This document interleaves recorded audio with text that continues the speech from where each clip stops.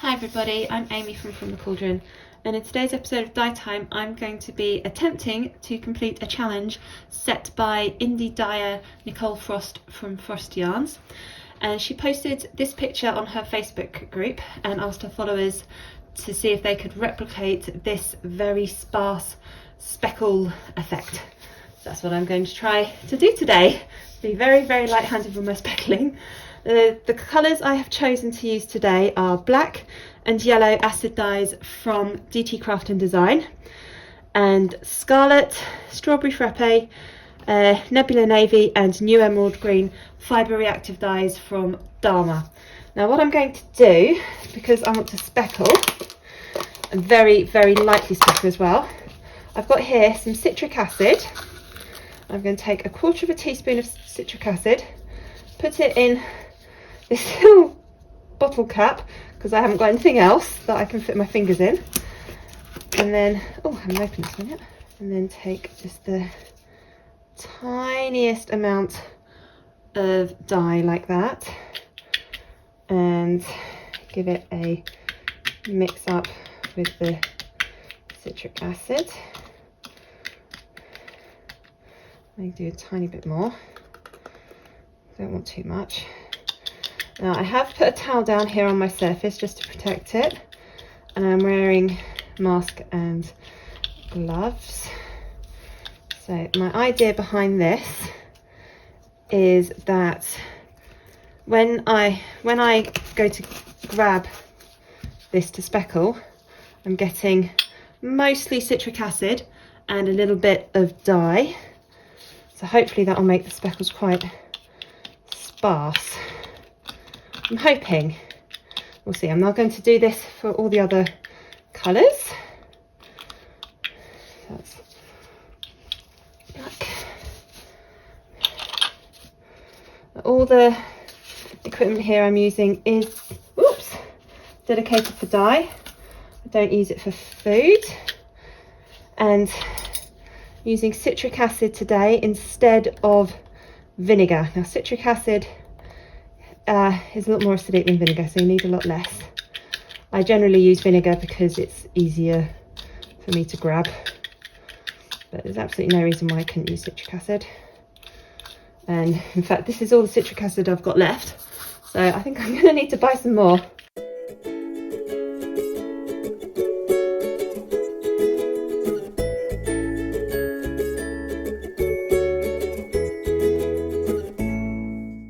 This is the yarn I'm going to be using today. This is 20 grams of Superwash Blueface Leicester in DK weight, and I've got here an extra little skein which is 20 grams of 75% Superwash Merino, 25% nylon in 4-ply that I'm going to wipe my fingers on. I'll leave that over there. Now I've got cling film down here so I can wrap it up afterwards, and let's see if I can speckle. I'm just going to take one little pinch and then just ever so slightly just speckle a little bit. Okay, looks like most of that is on my finger. I didn't use enough dye, I don't know. I've never actually speckled with dye mixed with citric acid before. I've seen other dyers do it, but I have not attempted it myself. So this is, there we go, that's the green done. And I've got a little bit of dye on my fingers, so I'm just going to wipe it off on here. Have a look here, you can see that a lot of this is just sort of sitting on the top of the yarn. You can see the dye is sort of all stuck on the citric acid. Hopefully once that dissolves it will leave a really nice big speck. Go on to Nebula Navy. It's a good thing that I've put down this towel because my big fat fingers have knocked over the lids a couple of times already. Oop, the wind is moving that. This doesn't seem to have much dye at all. Let's give this another mix up. I'm not going to bother washing my hands between all of these. Just going to, because these aren't going to go back into a dye pot. Doesn't matter so much if I contaminate them. Let's see. So if I pour it all out in my hand, then I might be able to mix it all up a bit better. And yeah, I don't know. We'll see. This is a big experiment for me. This is the strawberry frappe. Okay.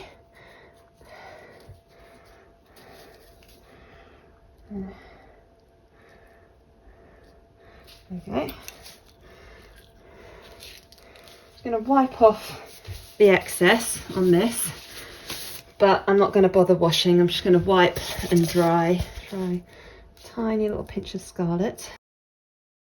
This yarn has been pre-soaking in just some plain tap water, but I'm wondering if I accidentally wrung out a little bit too much of that water because these crystals are just sitting on top. So I have got this spray bottle, just filled it up with some water. I'm just going to spray a little bit on here, just wet it a bit. There we go. Hopefully that will help things settle a little bit. This is what it's looking like at the moment. Ooh, see some breaking there. Very pretty. I'm going to leave this for a few minutes and then I'm going to flip it and add the rest of the colours to the other side.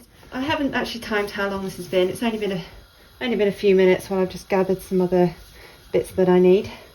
So I'm going to carefully lift this up and flip it over. Just trying to separate some of these strands. Looking quite good at the moment, I think. Which colours did I use? I used new emerald green, strawberry frappe and scarlet, so I'm going to go for yellow now. This seems to be the better way of doing it, just pouring it out into my hand and sort of mixing it up in my fingers and then speckle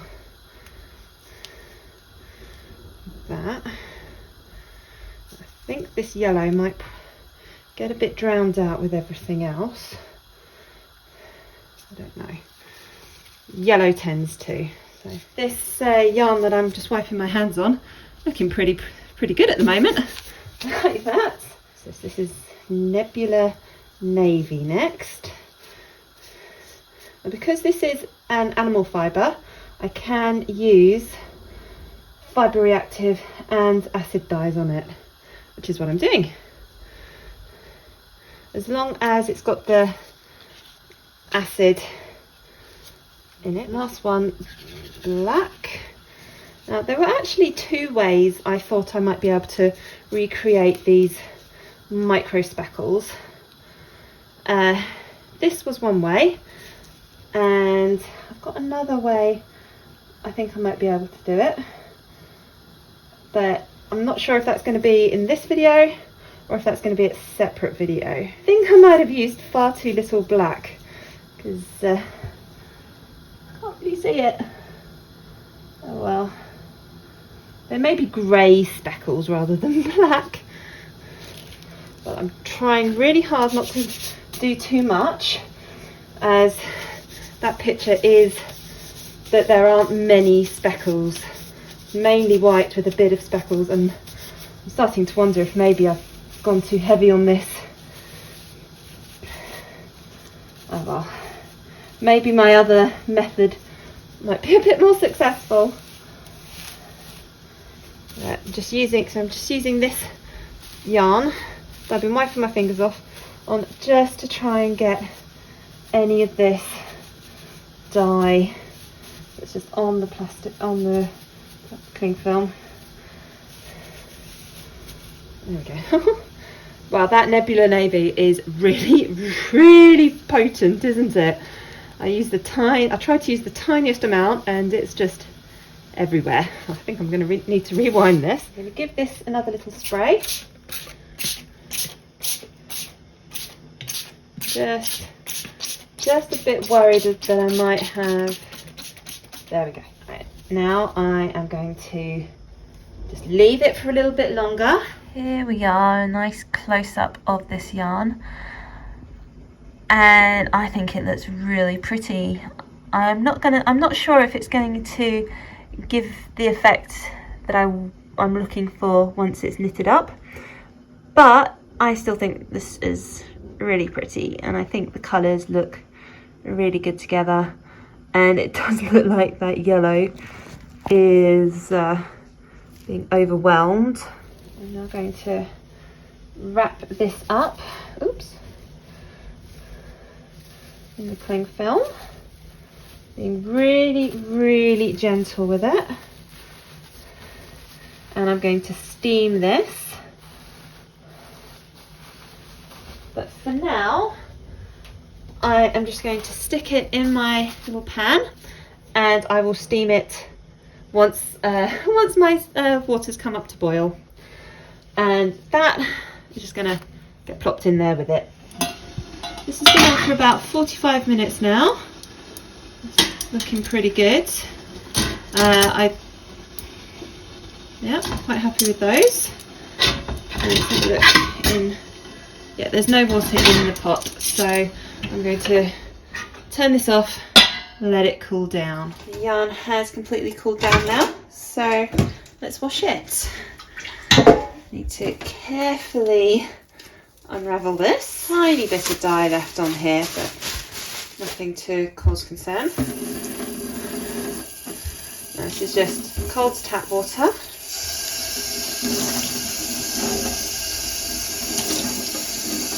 Doesn't look like there's anything coming off at the moment, so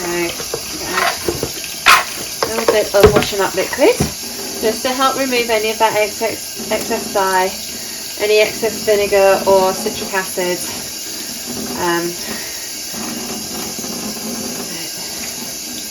It doesn't look like there's any bleeding in this, which is fantastic. So I'm going to just rinse this through a couple more times with some more soap and then hang it up to dry. And here is my finished yarn. Now, let's have a little look at this. I can see I probably went a bit overboard with the speckles. I don't often speckle, so it was hard for me to see when enough was enough.